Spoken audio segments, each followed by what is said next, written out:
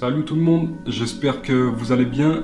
Aujourd'hui, nouvelle vidéo et nouveau format comme promis. En espérant que cela vous plaise, allez c'est parti. C'est dans les années 70 que la famille Robertson, un couple de fermiers et leurs 4 enfants, ont entrepris de faire un tour du monde en bateau. Et malheureusement, vous l'aurez certainement deviné, cela ne va pas se passer comme prévu.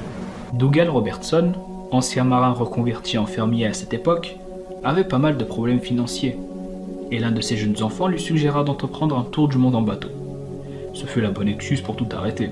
Il décida donc de vendre sa ferme et d'investir ses économies dans son bateau prénommé Lucette, un bateau de 13 mètres de long, acheté à Malte.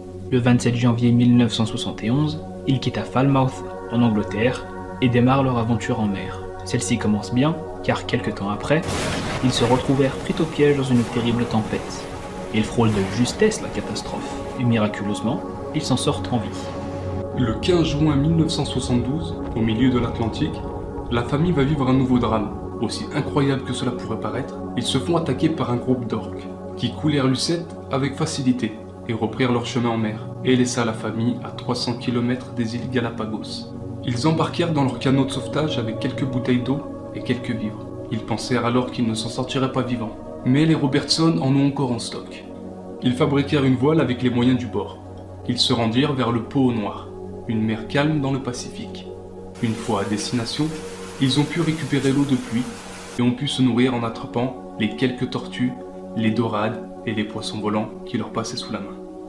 Peu de temps après, ils aperçurent un bateau cargo. Ils utilisèrent une fusée de détresse, mais malheureusement, personne ne la remarqua. Maintenant, la famille Robertson devra faire face à un autre problème. Le canot est percé et commence à se dégonfler.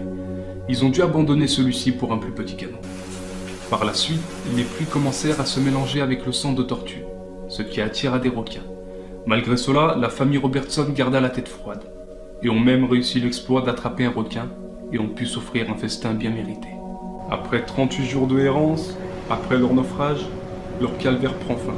Les Robertson ont été repérés par un bateau japonais, le Tokamaru II, et ils ont pu être secourus. Ils étaient tous très affaiblis, mais bien en vie. Après cet événement, Dougal Robertson écrivait un livre qui devient un best-seller. Il décida d'offrir une ferme à sa femme et lui de continuer de naviguer de son côté, jusqu'à sa mort en 1991. Voilà, la vidéo est terminée, c'était le premier épisode. N'hésitez pas à nous dire dans les commentaires ce que vous en avez pensé. Sur ce, portez-vous bien et on se dit à une prochaine.